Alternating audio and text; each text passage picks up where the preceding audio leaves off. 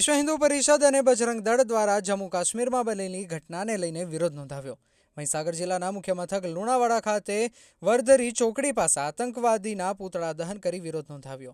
ત્યારે જમ્મુ કાશ્મીરના પહલગામમાં પ્રવાસન માટે ગયેલા હિન્દુ પરિવારોમાંથી 27 લોકોને આતંકવાદીઓ દ્વારા ધર્મ પૂછી તેઓને ફાયરિંગ કરી મોતને ઘાટ ઉતારતા સમગ્ર હિન્દુ સમાજમાં દુઃખની લાગણી જોવા મળી।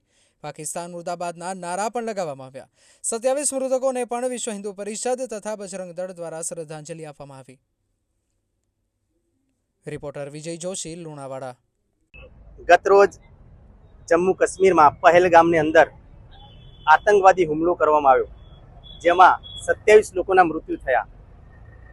ते दरमियान आतंकवादीओ जे प्रवासीओ हता तेमने पूछवामां आव्युं के तमे कया धर्मना छो, तो ते समये प्रवासीओ बोल्या के अमे हिंदू धर्मना छीए।